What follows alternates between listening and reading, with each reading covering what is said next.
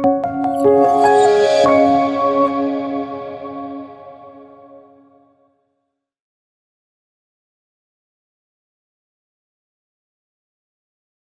la Fundación Rafael del Pino me siento como en mi casa y hoy es un día muy especial para todos los que llevamos más de un año trabajando en esta cátedra Ciencia y Sociedad, y te agradezco a ti, a Amadeo antes que a ti, que también recuerdo cuando empezábamos con el tema de Celera, por todo el cariño que siempre me habéis mostrado y por apoyarme también con esta nueva iniciativa.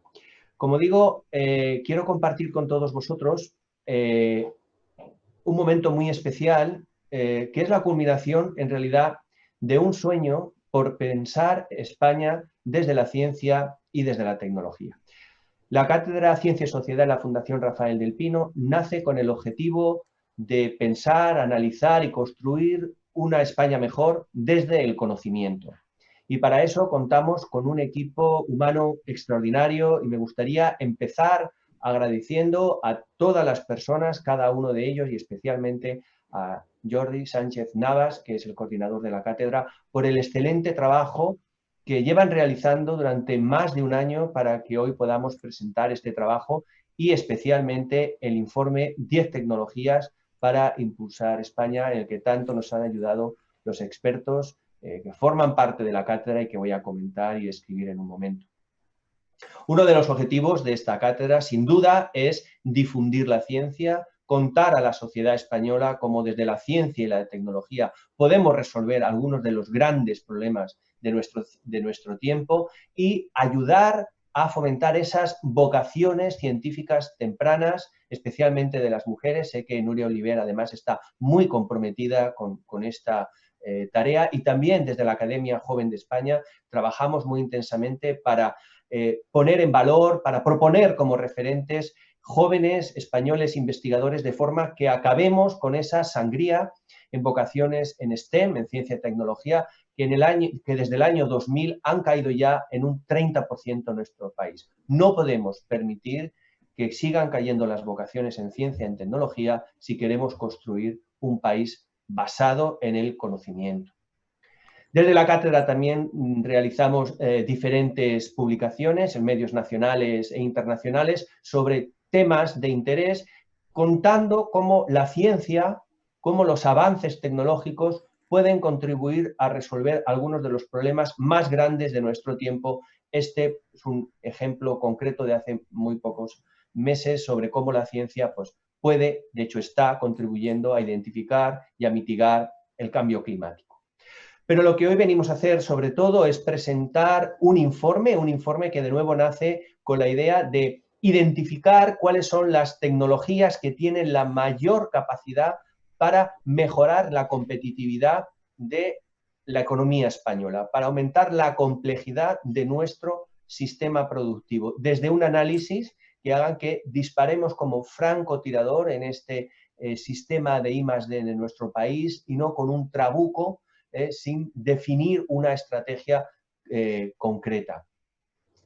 Este informe, que ya se encuentra disponible para cualquier persona que lo quiera analizar, es un informe muy completo, un informe de más de 120 páginas de análisis, que nace de una reflexión de identificar cuáles son concretamente las tecnologías que tenemos a nuestro alcance en España, bien porque seamos un país líder, bien porque tengamos industrias clave o grandes empresas en estos sectores que nos permitan apalancar el talento y los recursos que tenemos para construir una economía más diversificada, más compleja, más competitiva.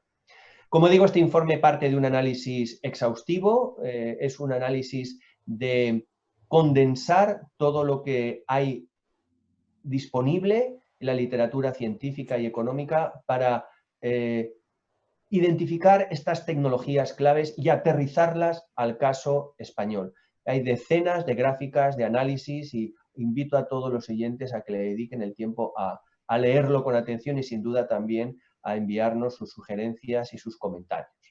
Nada de esto hubiera sido posible sin este comité de expertos realmente extraordinarios, que son realmente los artífices, junto con el equipo humano que nos ha ayudado a poner el informe en concreto en negro sobre blanco. Y quería pues aquí con sus nombres y citarlos, Andrés Pedreño, que ha trabajado en todos los temas relativos a economía, Manuel de León, un matemático muy reconocido en España, Nuria Oliver, una experta reconocida a nivel internacional en inteligencia artificial, Héctor Perea, con años de experiencia en el sector energético, María Blasco, una de las científicas más reconocidas en nuestro país, para que nos ayudara a identificar esos aspectos del área biomédica, Javier Ventura, que es un especialista y una persona que nos ha ayudado muchísimo para el tema del espacio, un área donde España tiene grandísima potencial, y Pablo Artal, que nos ha hablado pues, sobre materiales, sobre óptica, sobre física, un área también que es muy importante,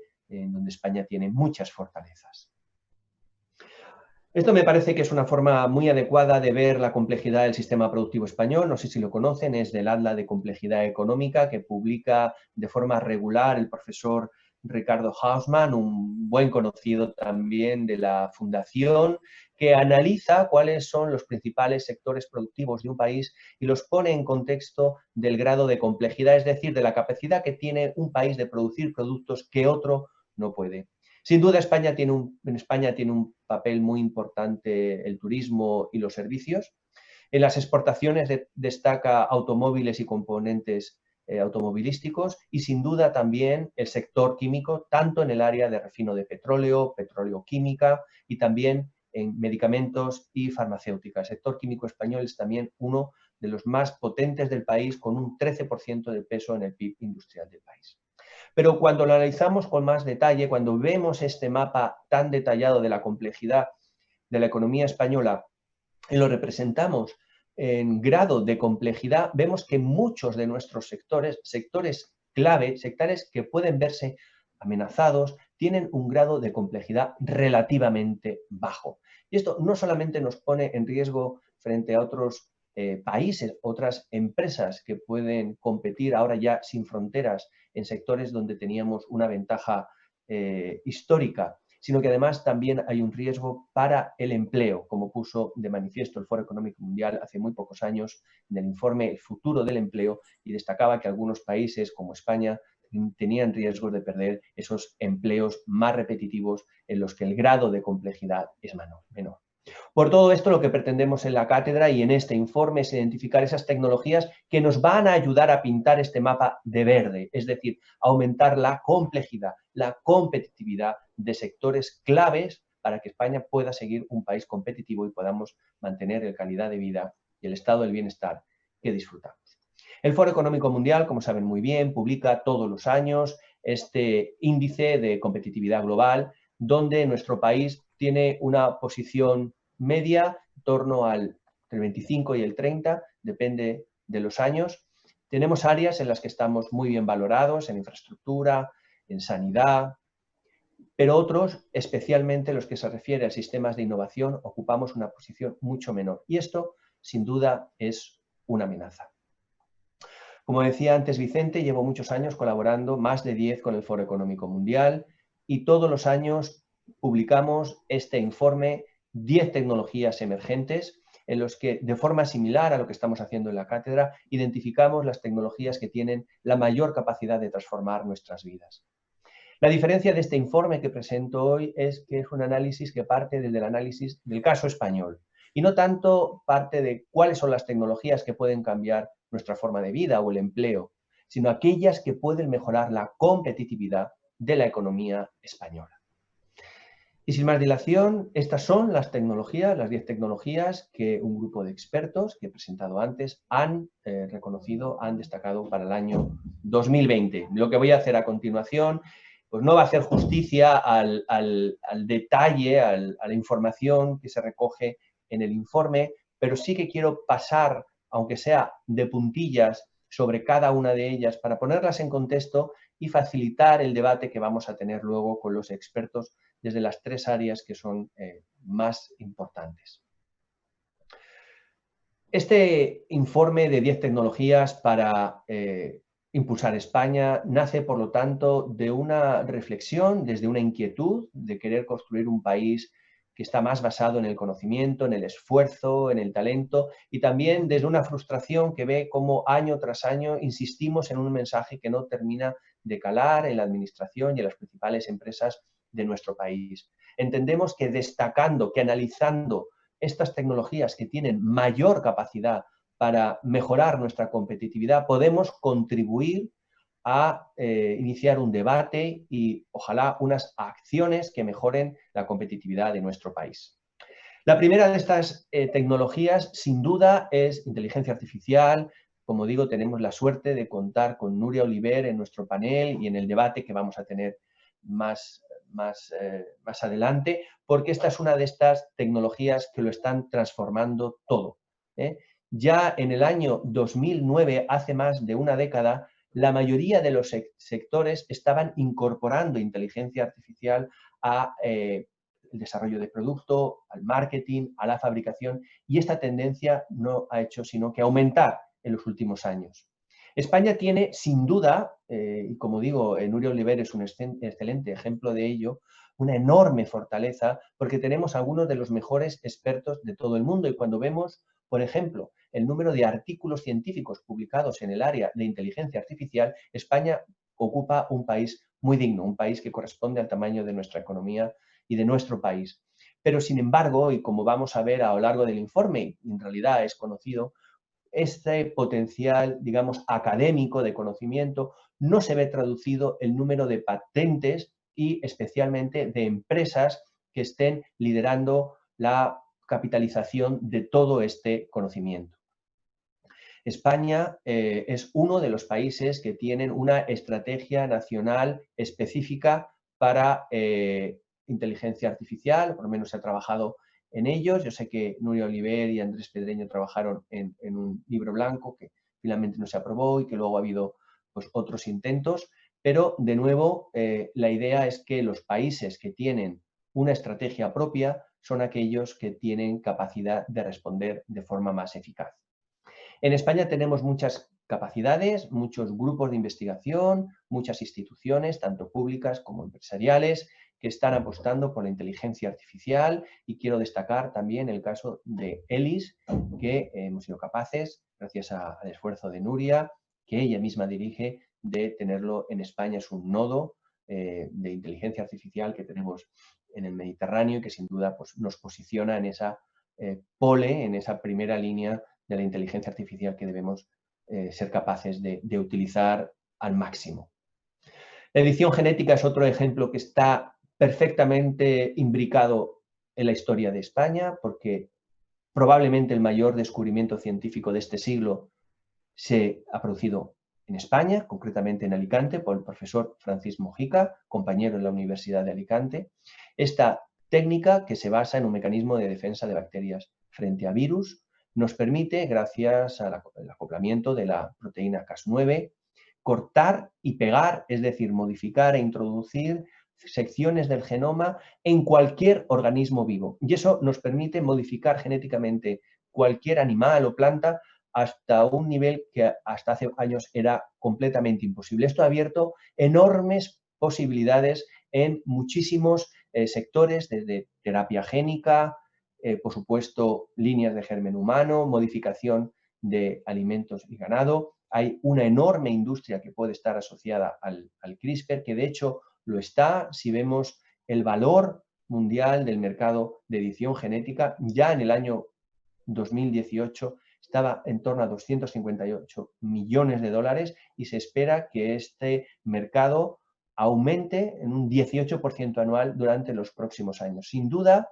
estos grandes avances y las obvias oportunidades de mercado que existe en la edición genética han despertado el interés de muchísimas startups y aquí solamente incluyo quizá las más conocidas, pero hay decenas de pequeñas empresas que ya están capitalizando este descubrimiento. España destaca, de nuevo, en artículos científicos en este sector, en edición genética, y tenemos a uno de los mayores expertos en CRISPR. Sin embargo, el número de patentes es mucho menor y de nuevas empresas prácticamente inexistente. Como veremos, uno de los grandes retos, de nuevo, es traducir ese conocimiento, esa labor académica que se produce en empresas y universidades en España, en patentes y finalmente en empresas, porque otros no están esperando, no están pidiendo permiso, están lanzando decenas de startups que ya trabajan en CRISPR, una técnica que hace unos años era completamente desconocida.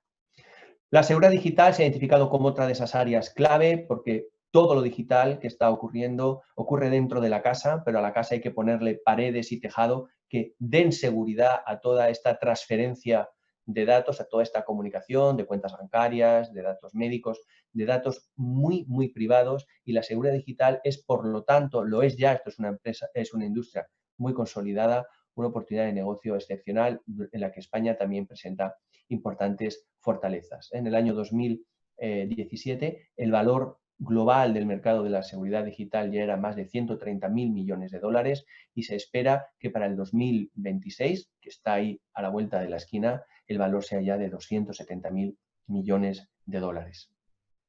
Pero no solamente es una oportunidad de negocio, es también un riesgo. Las empresas que no se están protegiendo, que no tienen esos certificados y que no están siguiendo pues, las mejores prácticas de seguridad digital, corren el riesgo de tener ataques, de brechas en sus sistemas de seguridad que en más del 50% ocasionan pérdidas de más de 500.000 dólares, algunas muy superiores, y todos conocemos algunas de las brechas tan importantes que han sufrido pues, gobiernos y grandes empresas de todo el mundo. Por lo tanto, la seguridad digital no es ya solamente una oportunidad o no es un lujo que las grandes empresas o las administraciones quieran incluir, sino que es una necesidad para liderar un mercado, pero también para evitar brechas de seguridad que son tan importantes. De nuevo, España tiene grandes capacidades en este sector.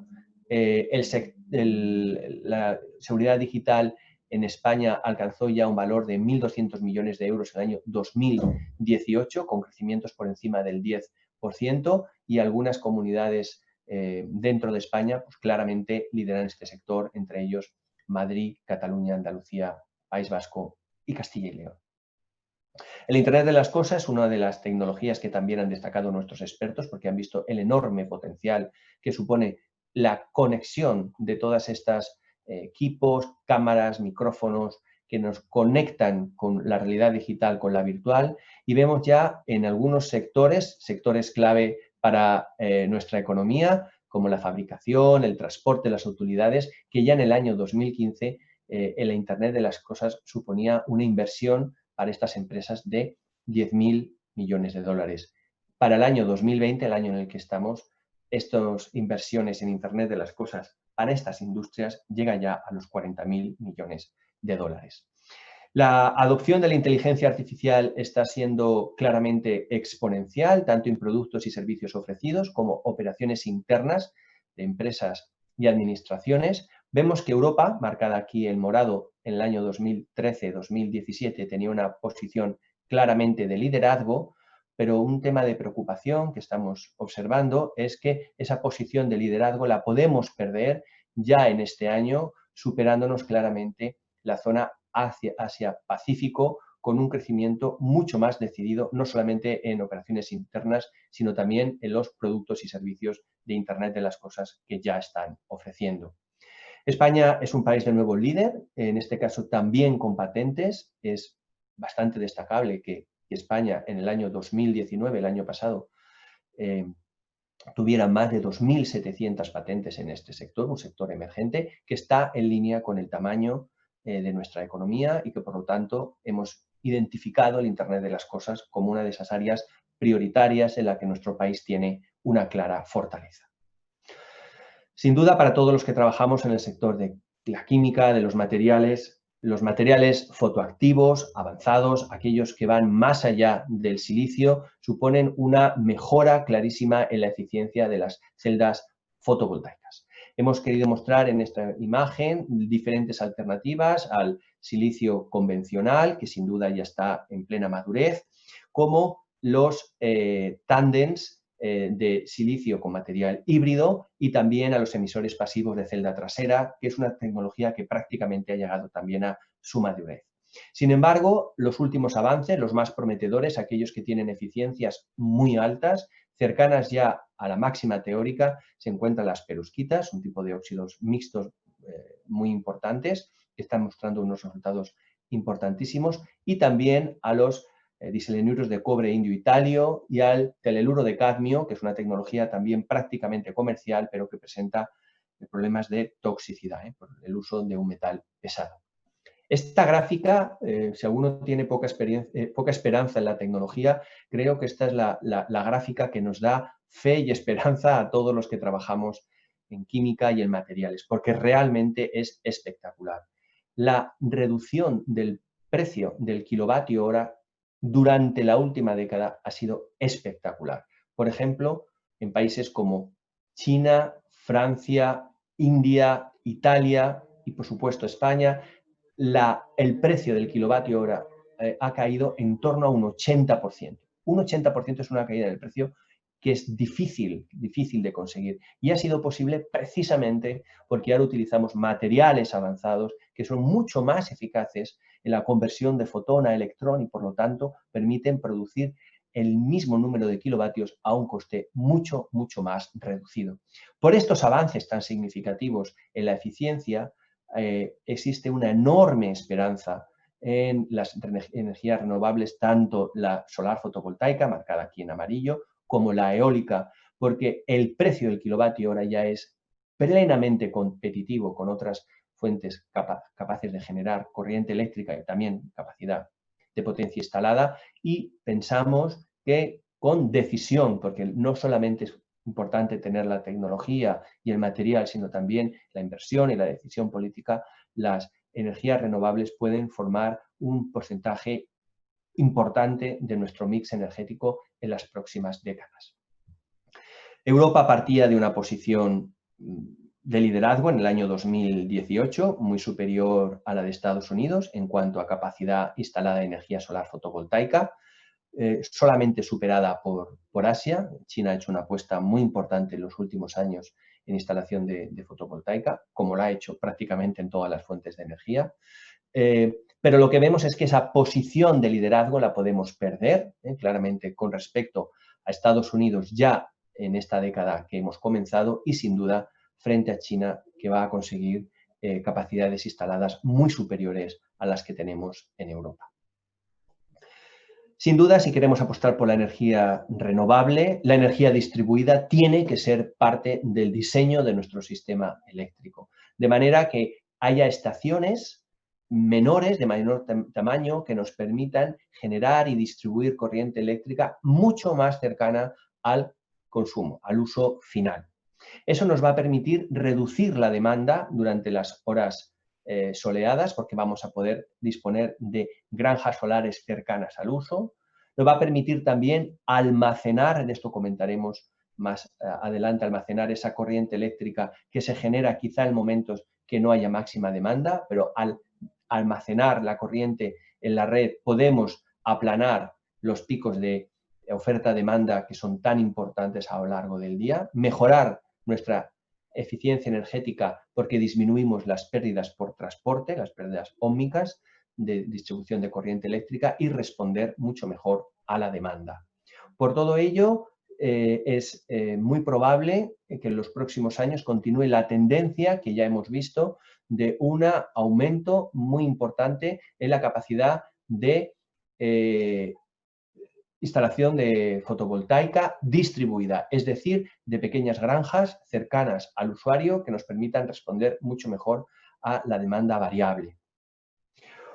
Otro sector quizá no tan conocido, pero sin duda fundamental, y yo quiero agradecer a Javier porque nos ha traído aquí esta perspectiva de la oportunidad de la industria espacial para España, en la que también tenemos una posición de gran capacidad, es los datos de satélite para tomas de decisiones. La economía espacial global ya supone más de 350.000 millones de dólares. Y esta industria es la que está detrás de la televisión, de la geolocalización, de fabricación satelital y sin duda de un gran uso por los gobiernos y agencias de investigación y desarrollo de todo el mundo, fundamentalmente Estados Unidos, Europa y China. Ya más de 80 países de todo el mundo, entre ellos España, cuenta con satélites propios que han sido lanzados de forma independiente o por un tercero. Y aquí quiero destacar que en el año 2018 España lanzó el satélite Paz que supuso un conglomerado de 15 empresas y 3 universidades, un satélite que está funcionando, como digo, hace ya 2 años. El sector de la economía espacial en España engloba más de 3.500 profesionales y 40 empresas.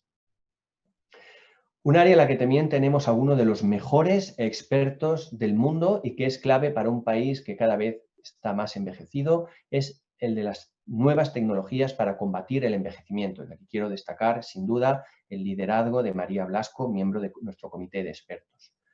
Cuando empezamos a envejecer, pues, se producen cambios importantes en nuestro organismo y cada uno de ellos suponen también una oportunidad para mejorar la respuesta hacia, por ejemplo, el acortamiento de los telómeros, que es el área en la que trabaja María Blasco.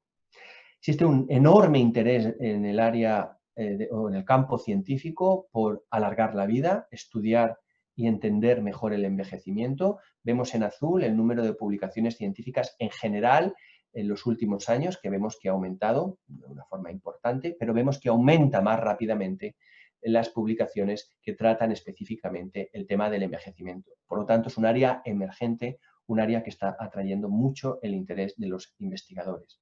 Y no solamente es un área, digamos, académica, sino también un área clínica en la que ya se están produciendo, estos son datos hasta el septiembre de 2018, 127, se estima que 145 ensayos clínicos se llevaron a cabo en el año 2018 sobre tecnologías específicas para combatir el envejecimiento. O sea, que empieza a ser una realidad y en España tenemos a uno de los mejores científicos y centros de investigación sobre este campo. Un campo que es importante no solo para un país que cada vez envejece más, sino también porque es una oportunidad para ese turismo de salud, un turismo además de alto valor añadido en el que España puede posicionarse.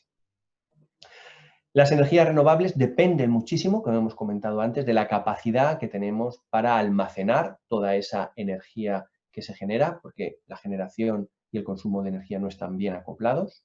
Hoy en día la inmensa mayoría de la energía que nos sobra en la red la almacenamos simplemente mediante bombeo, es decir, subiendo agua a las presas y abriendo las compuertas cuando hay necesidad energética, y una pequeña parte mediante sistemas electroquímicos, que podríamos llamar baterías, o mediante sistemas térmicos. La evolución de las principales alternativas electroquímicas, baterías para el almacenamiento de energía, de grandes cantidades de energía de la red eléctrica, ha aumentado muy significativamente. Vemos cómo ha aumentado la capacidad instalada de sistemas electroquímicos de almacenamiento, prácticamente de forma exponencial, y vemos también que entre todas las tecnologías la que más está creciendo, prácticamente se ha convertido en la predominante, es las baterías de ion litio, reduciéndose muchísimo otras más contaminantes como las del plomo ácido. Hoy en día en España y en todo el mundo se están desarrollando nuevas tecnologías basadas no solamente en ion litio, sino también en alternativas más abundantes que el litio para responder a esta enorme demanda de almacenamiento de corriente eléctrica procedente de las renovables. Y la última tecnología que quiero destacar aquí es la tecnología de blockchains, de registro distribuido. Todos conocemos perfectamente esta tecnología que consiste en dividir la información en bloques. En cada bloque hay metadatos, metainformación sobre el bloque posterior, de forma que nadie, sino todos, contienen la información necesaria para modificar los datos que se están compartiendo. Esta tecnología de cadena de bloques, sin duda, es ya una gran realidad, es una nueva industria en la que lideran fundamentalmente Estados Unidos y China con más del 50% y dentro de la Unión Europea el Reino Unido prácticamente tiene la mitad de las startups que trabajan en blockchain y dentro del blockchain, cuando hacemos un análisis de fuerza del mercado, del potencial del mercado, como también de la opción de la industria, vemos que son las criptomonedas precisamente uno de los sectores, quizás no es el que más nos gustaría, quizás tenga aspectos de especulación, pero sin duda es una de las áreas de mayor crecimiento en el área de blockchain, que sin duda también incluye otras muchísimas oportunidades de negocio.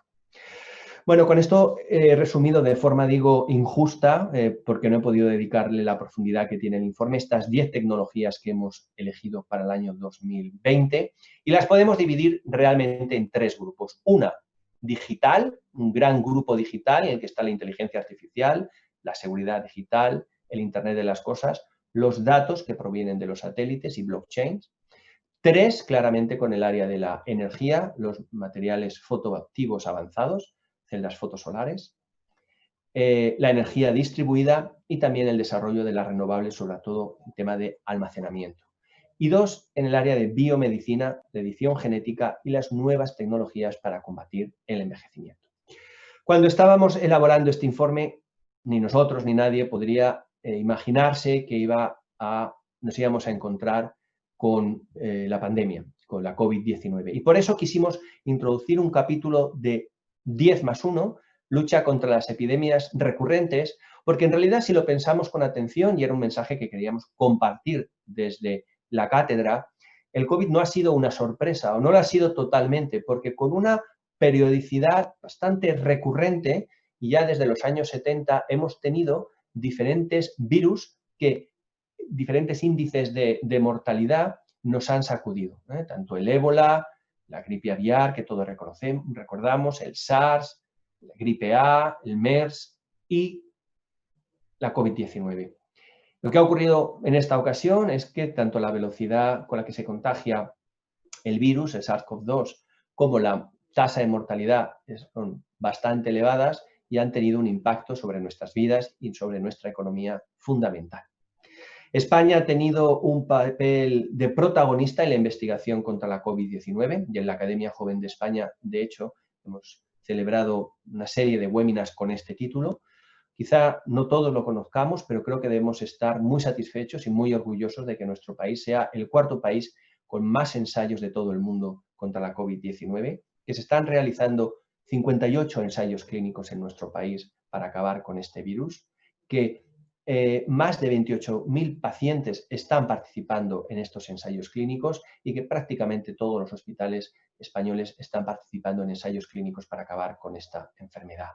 Una enfermedad que sin duda ha tenido un impacto clarísimo, y el profesor Andrés Pedreño nos lo va a poder comentar con más claro sobre nuestra economía y fundamentalmente sobre nuestro mercado laboral, que es tan estacionario, tan frágil, con un descenso muy importante de la afiliación a la seguridad social que tendremos que resolver en los próximos meses y años, y un impacto de la pandemia sobre grandes sectores para nuestro país, sobre todo fabricación, transporte y turismo, que va a ser muy difícil recuperar. Nos va a dejar la economía, las cuentas públicas muy dañadas, con una menor capacidad de recaudación, y sin duda esto va a suponer un reto muy importante para mantener el sistema de sanidad pública y de investigación que ha sido tan importante, que han sido los diques con los que nos hemos defendido de esta pandemia.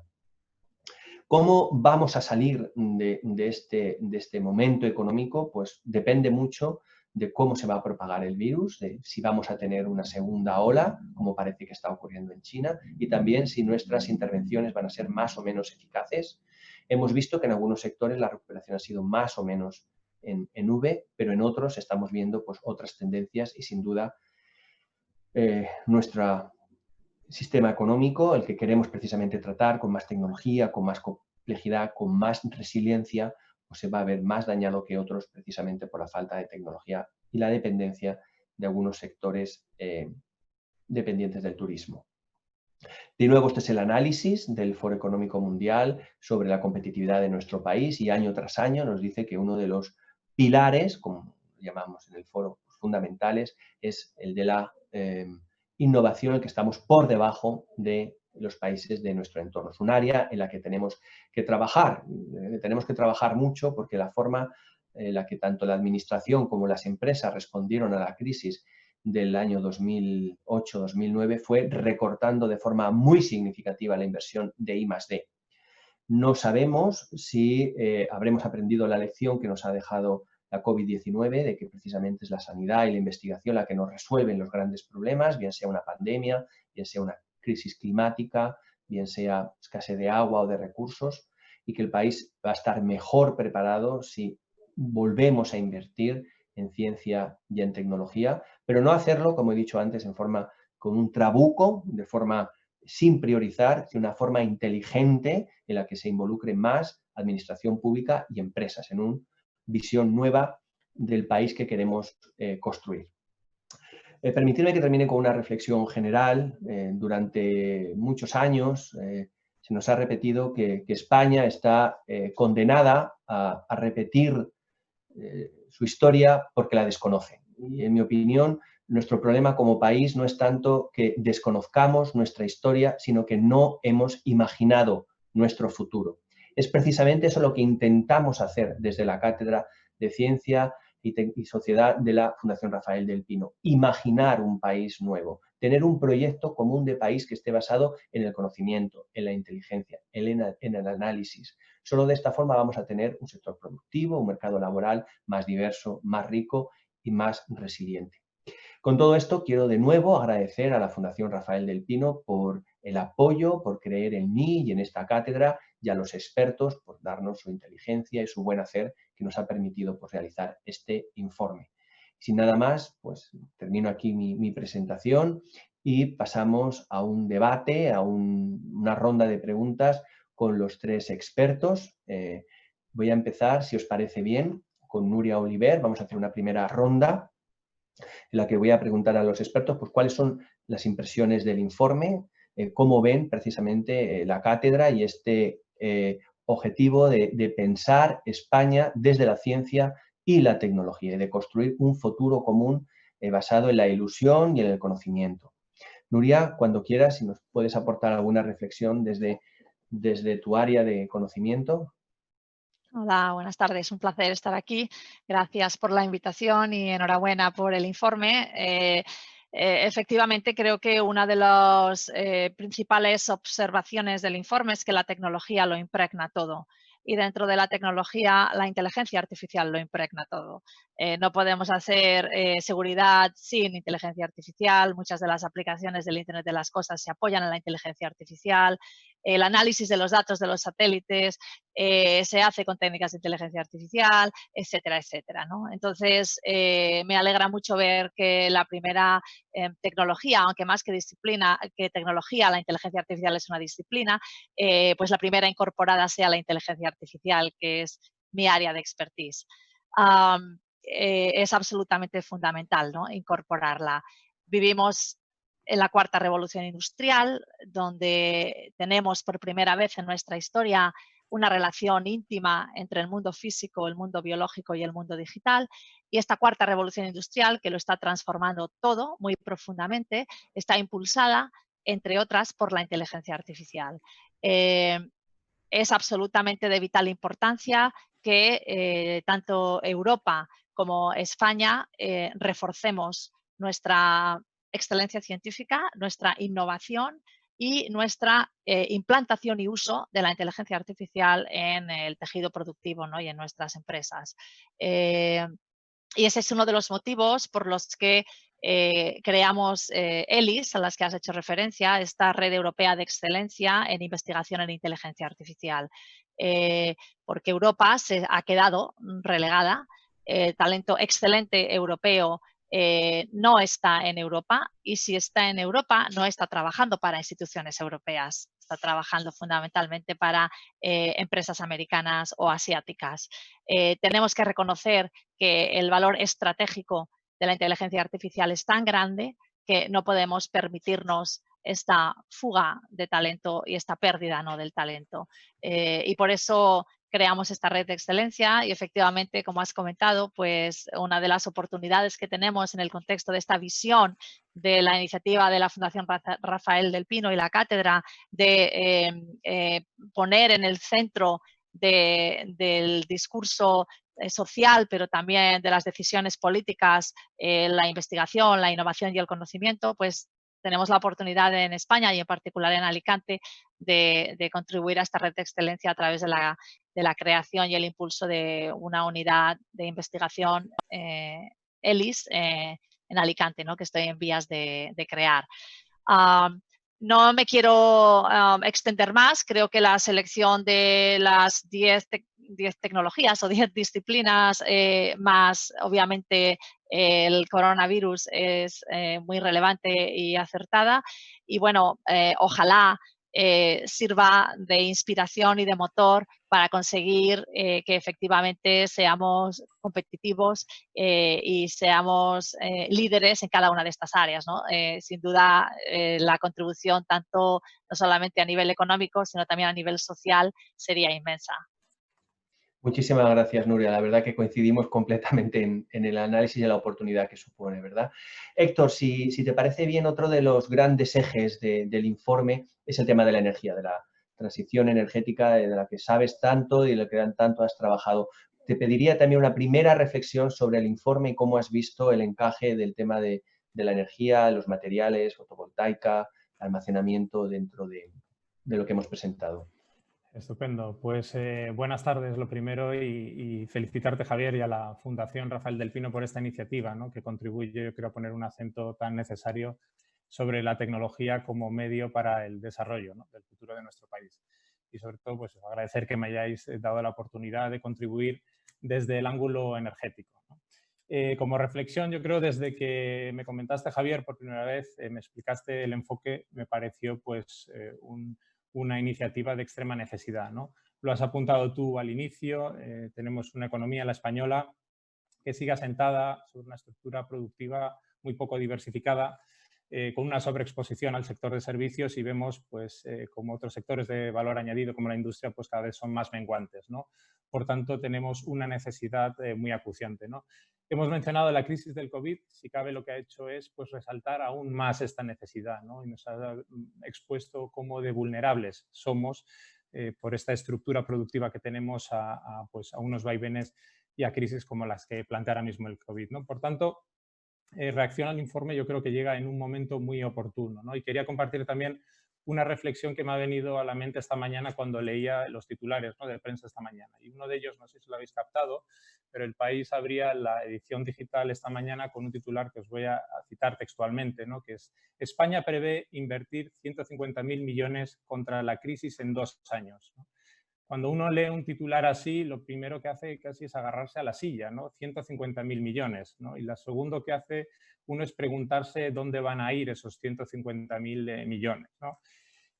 Lo que es claro es que nos encontramos ante un cruce, ¿no? Un cruce de caminos en el que las decisiones que tomemos hoy pues pueden tener mucho impacto sobre el futuro, ¿no? Plantearnos un futuro esperanzador o bien perpetuar este letargo en competitividad que venimos sufriendo, ¿no? Por lo tanto, yo creo que es el momento de hacer apuestas decisivas por el futuro a largo plazo, y en ese sentido yo creo que el enfoque de este informe precisamente es a resaltar la relevancia de la tecnología, llega en el momento más oportuno, ¿no? Y yo creo que el mensaje es que no nos podemos permitir más perder esta oportunidad de dar un paso hacia adelante, ¿no? Tendremos ocasión de hablar de energía igual un poco más tarde. Igual, por cerrar y no acaparar más tiempo, simplemente animarte, Javier, y a la Fundación a darle continuidad a esta iniciativa, que yo creo que es muy valiosa, y que ojalá en los próximos años pues, sigamos planteando más tecnologías para poder pues, contribuir a la transformación tan necesaria de nuestro país. Muchísimas gracias, Héctor. Desde luego ese titular va un poco en la idea esta de Trabuco que decía antes, y tu comentario, la idea de ir de francotirador, ver cómo con inversiones quizá más reducidas pero más inteligentes podíamos tener un efecto mayor, ¿no?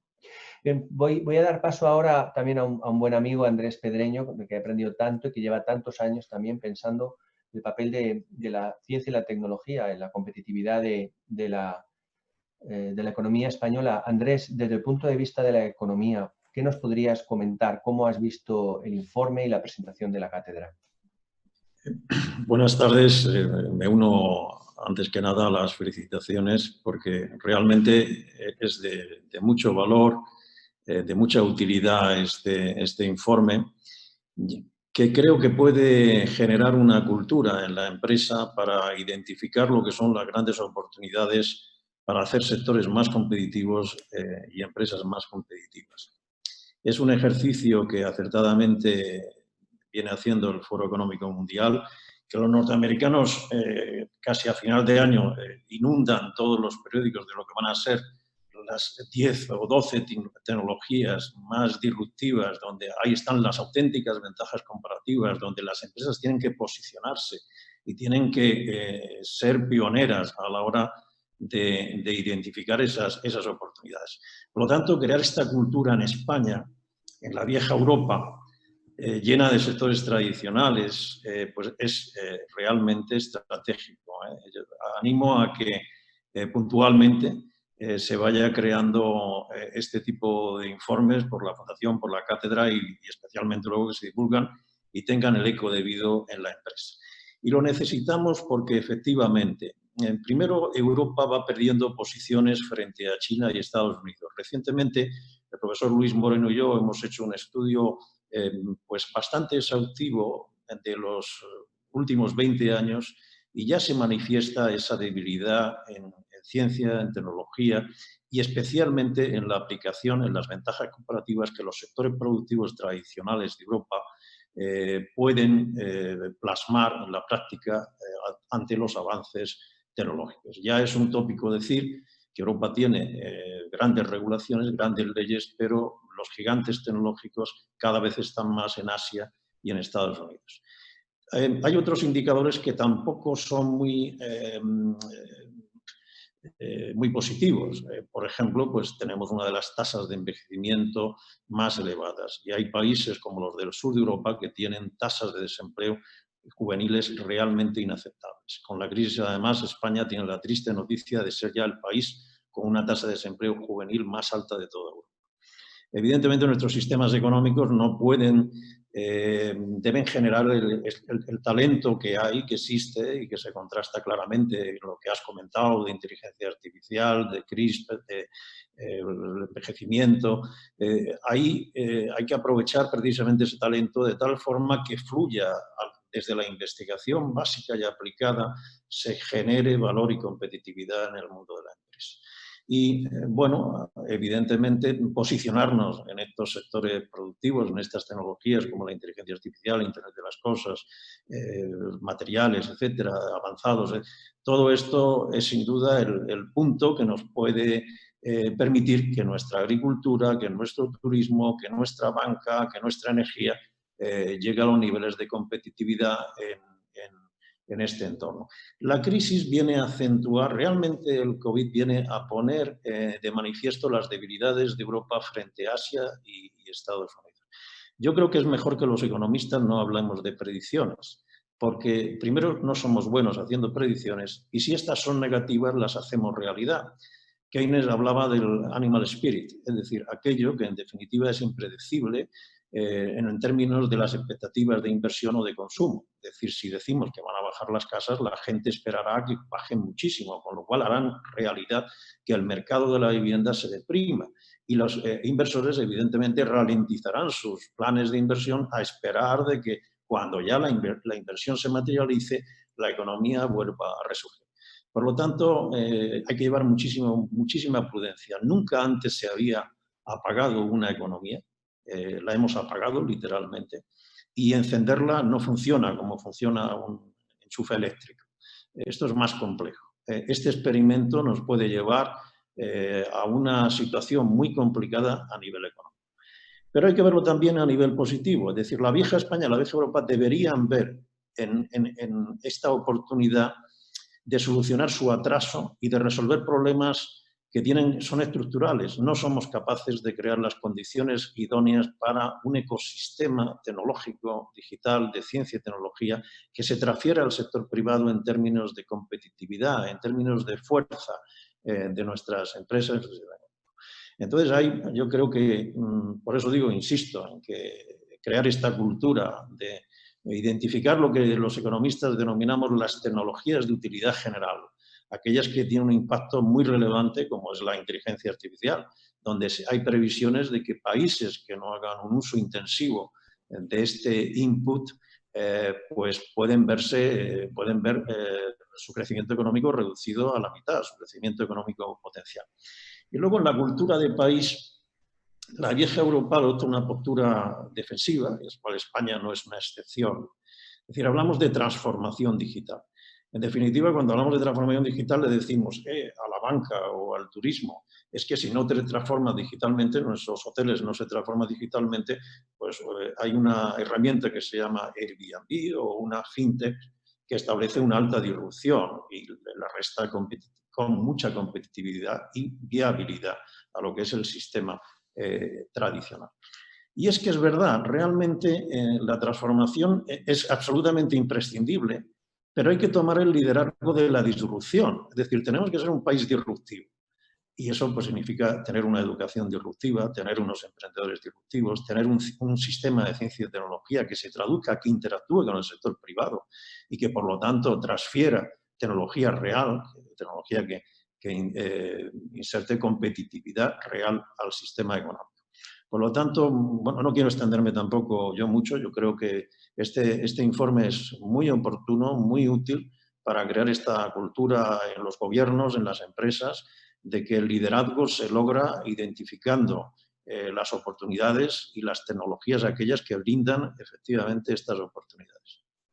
Bueno, muchísimas gracias, Andrés. De luego es el mensaje que permea a través de todo el informe. Yo quería dar ahora la voz de nuevo a Nuria Oliver, en este caso, para que nos comente ella desde su experiencia y liderazgo en inteligencia artificial, cómo ve este sector contribuyendo a la competitividad de la economía española. ¿Cuáles son los casos concretos que Nuria, tú nos puedes comentar para ver precisamente lo que comentaba Andrés, cómo apalancarnos con estas nuevas tecnologías? Y creo también, Nuria, que tú lo has comentado muy bien al principio, no solamente en España, sino en Europa, porque al final somos un mercado común, estamos completamente ligados a la economía europea, y sé que tú también estás trabajando a nivel europeo a través de ELIS. Por si nos pudieras dar algunas pistas de hacia dónde va el sector, pues te lo agradeceríamos mucho.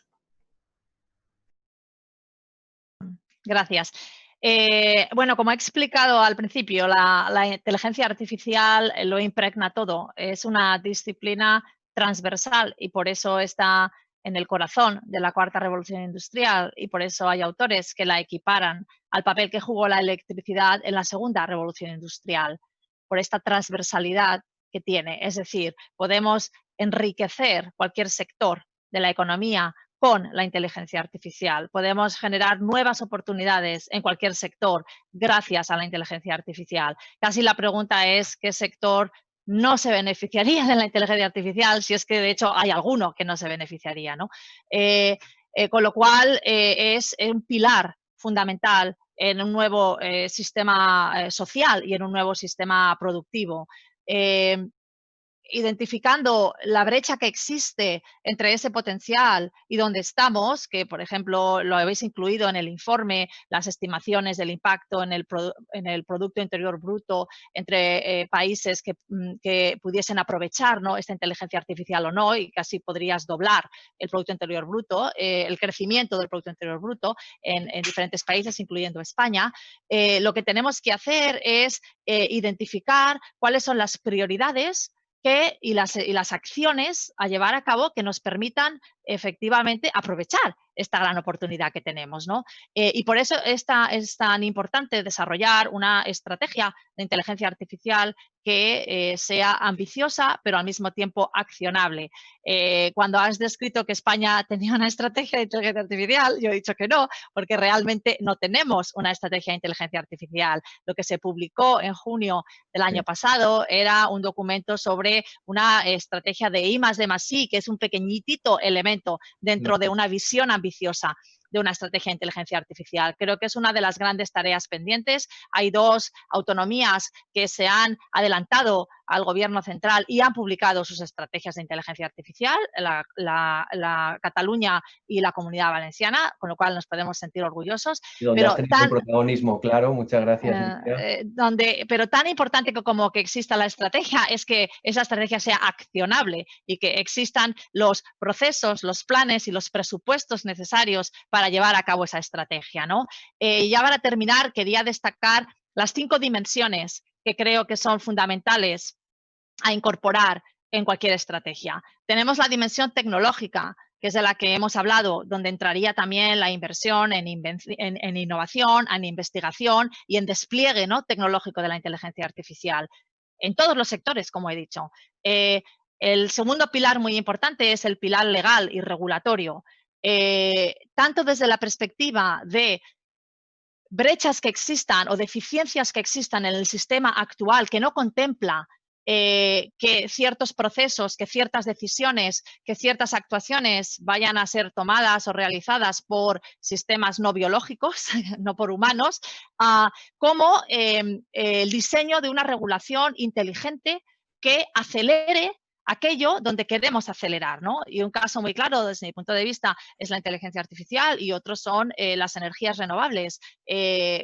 Andrés Pedreño lo sabe, yo siempre discrepo de la afirmación de que la regulación mata la innovación. Yo creo que una regulación inteligente acelera la innovación si sirve de guía para fomentar la innovación en las áreas en las que realmente queremos, ¿no?, que se innove, y por eso es tan importante tener una estrategia. El tercer pilar es el pilar ético.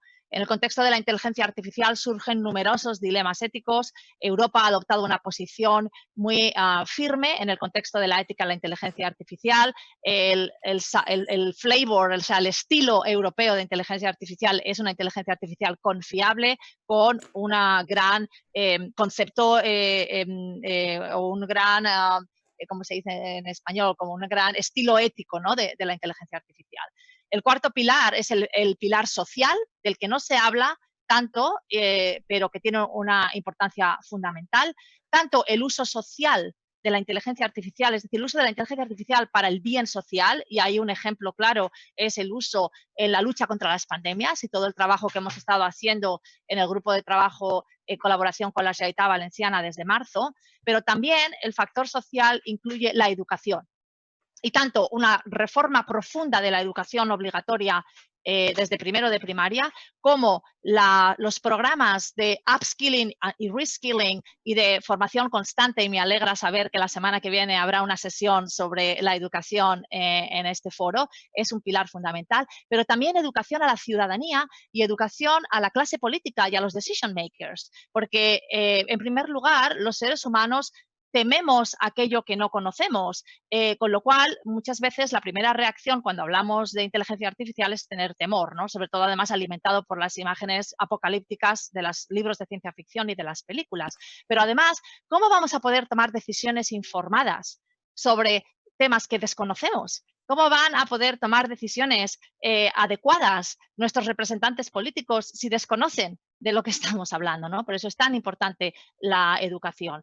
Y el quinto pilar y el último es el pilar económico y laboral, que suele ser probablemente uno de los más debatidos en el contexto de la inteligencia artificial, tanto el impacto económico de la misma como la profunda transformación laboral que conlleva y que va a conllevar, como ha sucedido en cualquier otra revolución industrial, si no, no se llamaría revolución industrial. Entonces yo creo que tenemos una gran oportunidad, pero también tenemos que ser conscientes de que hay una ventana de oportunidad que cada vez se nos está haciendo más pequeña, con lo cual sería importante tener un sentimiento de urgencia, porque no podemos estar hablando de esto durante 3, 5, 10 años, pero no haciendo nada al respecto, porque llegará un momento en el que ya nos hemos dado cuenta de que ya es demasiado tarde, ¿no? Y por eso en tanto en cuanto vosotros podáis dar difusión a vuestro informe y podáis de alguna manera tener influencia, pues sería muy positivo, ¿no? Porque creo que no estamos quizás siendo lo suficientemente rápidos y ambiciosos en las decisiones que estamos tomando con respecto a la inteligencia artificial en particular, pero con respecto a todas estas tecnologías tan importantes en general. Muchísimas gracias, Nuria. Por eso la hemos puesto como la primera de estas disciplinas, de estas tecnologías, porque toca prácticamente a todo lo demás. Muchísimas gracias por todo lo que estás haciendo y sobre todo por esa actividad que estáis haciendo por ayudar con el tema de la COVID-19 desde la inteligencia artificial. Héctor, otro de los grandes retos de España, de Europa, del mundo es la transición energética. También la COVID nos ha puesto patas arriba y ha creado un montón de incertidumbre y de ruido en el mercado, de disminución de la demanda, bueno, ha trastocado todas las cadenas de suministro. ¿Dónde ves los riesgos y las oportunidades también dentro del sector energético para la competitividad de la economía española? Pues efectivamente, Javier, el cambio climático yo creo que es uno de los mayores retos, ¿no?, a los que se afrenta la humanidad en su conjunto, yo creo, en este siglo. Yo creo que de eso no hay duda. Y el COVID, la crisis del COVID nos ha trasladado también una reflexión muy importante que quiero compartir con vosotros, ¿no? Andrés lo comentaba en su intervención. Esto ha sido un experimento pues, no deseado, imprevisto, en el que hemos parado de repente el mundo, ¿no? Lo hemos parado. Nos hemos quedado en casa, hemos dejado de desplazarnos, de movernos, los aviones se han quedado en tierra, los coches se han quedado aparcados y hemos reducido nuestro consumo pues, prácticamente al mínimo para pues vivir razonablemente en nuestros hogares de confinamiento, ¿no? Pues a pesar de todas estas condiciones, si miramos las proyecciones de la Agencia Internacional de la Energía, las emisiones para este año, el año 2020, teniendo en cuenta este parón, pues prácticamente se sitúan un 8% por debajo de las del año pasado. Para mí es un dato muy, muy revelador. Es decir, que las constantes vitales de nuestra sociedad para mantener el estilo y calidad de vida que tenemos, pues requieren y son muy intensivas en energía, y esa energía a día de hoy pues, es muy intensiva en CO2, ¿no? Es decir, que necesitamos sin duda una transformación de la estructura de suministro de nuestra energía en la sociedad, ¿no? Y está claro que una de las palancas fundamentales son las energías renovables, ¿no? Y para posibilitarlo es fundamental la tecnología, ¿no? Por eso hemos hecho eco en este informe de 3 aspectos de las renovables. Las renovables tienen muchos retos en cuanto a su despliegue, en alcanzar ese objetivo de reemplazar a las energías fósiles, y hemos puntualizado 3 oportunidades que hemos identificado en concreto para España en este desarrollo tecnológico y contribuir a la transición energética, ¿no? Muy brevemente voy a hacer alguna puntualización, Javier, para complementar, ¿no?, tu introducción, que yo creo que la ha reflejado muy bien. Hemos hablado de materiales fotovoltaicos avanzados. El reto aquí está en la eficiencia de los paneles actuales, de las células actuales, con rendimientos cercanos al 17-18% de media, basados en silicio. Aquí el salto tecnológico cualitativo está en nuevos materiales, ¿no?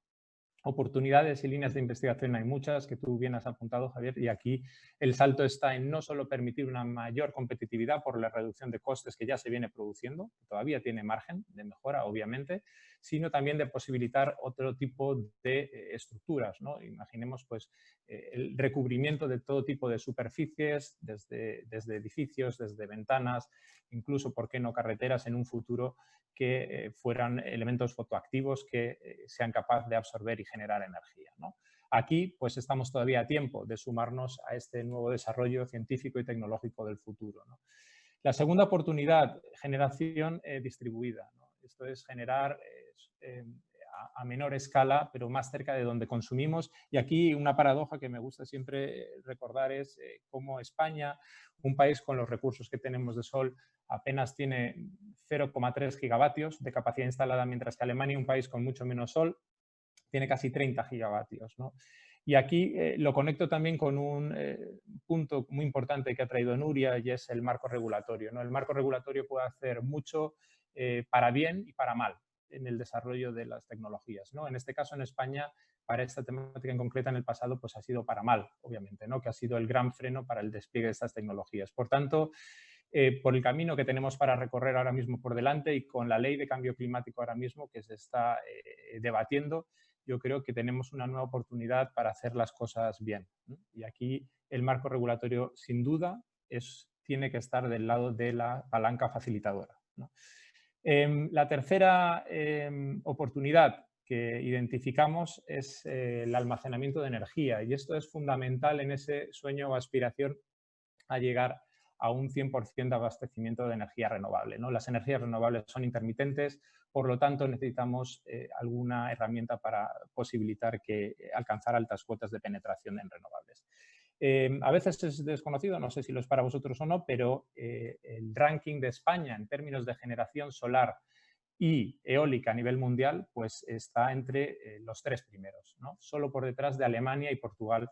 Estamos con un 23,3% de nuestra generación es intermitente, eólica y solar, ¿no? Y con Portugal estamos prácticamente igualados. Es decir, estamos en el frente a nivel mundial en términos de penetración de estas energías. ¿Qué nos posibilita eso? Pues antes que nadie enfrentarnos a los retos que supone el aumentar la cuota de las energías renovables intermitentes en el sistema y en el mix eléctrico, ¿no? Por lo tanto, el estar a la cabeza nos permite entender antes que nadie los retos y también buscar esas soluciones. O sea que yo creo que aquí España también puede jugar un papel fundamental, ¿no? Y por concluir esta parte energética, resaltar que España tiene una oportunidad, yo creo, histórica de asumir el liderazgo en la transición energética y no solo para decir que somos los más verdes, que también, que está muy bien, obviamente, sino que aprovechemos esta oportunidad para estar a la cabeza del desarrollo de un ecosistema de investigación, de desarrollo y también empresarial que cree riqueza para España por muchos años, ¿no? Así que esperemos que no desaprovechemos esta oportunidad y lo sumemos para seguir aumentando esta complejidad que buscamos de nuestra economía y nuestra estructura productiva. Muchísimas gracias, Héctor. La verdad que es el gran reto. La verdad que hay muchísima oportunidad en España, no solamente por las horas de sol que tenemos en el país, sino también por los expertos, por la tecnología, y se trata ahora de hacerlo una realidad.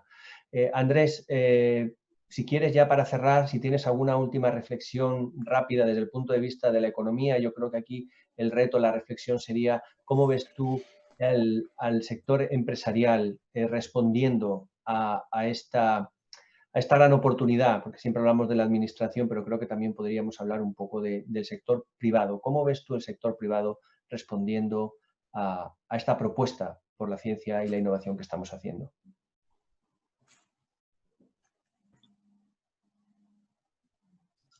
Muy importante esta pregunta. Necesitamos un sector privado fuerte. Lo que realmente nuestra ciencia y tecnología, en términos generales, y de partida, sobre todo en Europa, es muy equiparable a las del resto del mundo. Pero, sin embargo, lo que caracteriza a Estados Unidos es un sector privado muy potente que es capaz de explotar la transferencia de tecnología que se produce en investigación básica y aplicada. Y bueno, yo creo que podría hacer una reflexión porque la he padecido en carne propia. Hay muy pocos académicos que a los 67 años, después de haber hecho la carrera académica, se conviertan en emprendedores. Yo soy un emprendedor. Ahora mismo mi título, soy un profesor jubilado y un emprendedor. Y las empresas se enfrentan en Europa y en España, en particular, a una carrera de obstáculos enorme. Es decir, hay unas desventajas comparativas que son muy relevantes a la hora de plasmar lo que es nuestra competitividad con otras empresas que están en otras partes del mundo. Hay una cuestión que es clave, la escalabilidad. Nosotros, fundar una empresa, pues evidentemente la fundamos, hasta cierto punto la podemos hacer caminar, pero cuando empieza a tomar tamaño tenemos unas limitaciones en relaciones con otras empresas que están creciendo en Japón, en China o en Estados Unidos o en Israel. Y esto se debe en gran medida, y esto aquí discuto cariñosamente con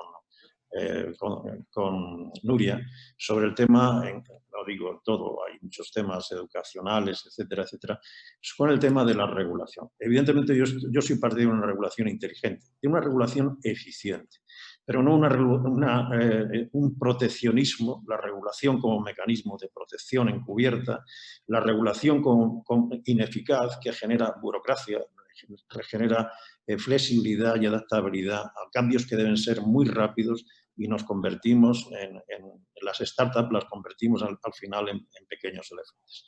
Y bueno, no me extiendo más, pero el tema da para mucho y encantado de polemizar con estos temas con Nuria porque ella siempre me lleva ventaja, por supuesto. Bueno, pues a mí lo que me queda es daros las gracias a todos vosotros. La verdad que uno disfruta muchísimo con este tipo de conversaciones. Creo que lo queremos hacer en la cátedra, tener conversaciones inteligentes sobre el futuro de España, esa apuesta por la tecnología, pero también por una regulación eficaz, inteligente, una administración dispuesta, no distraernos con los pequeños debates del día, sino tener ese sueño. Comentaba yo al final de la ponencia, ¿verdad? Lo que nos falta en España es pensar un futuro, comprometernos en un proyecto común que sea ilusionante. Y es algo a lo que queremos contribuir desde la cátedra. A mí solamente me queda daros las gracias, Nuria, Héctor, Andrés, a todos los expertos que forman parte del informe, al equipo humano que lo ha hecho posible y sin duda a la Fundación Rafael del Pino, a Vicente, su director, por el cariño que siempre me han mostrado y por apoyar esta iniciativa que creo que es tan importante y que nace aquí hoy con esta presentación. Muchísimas gracias, Vicente.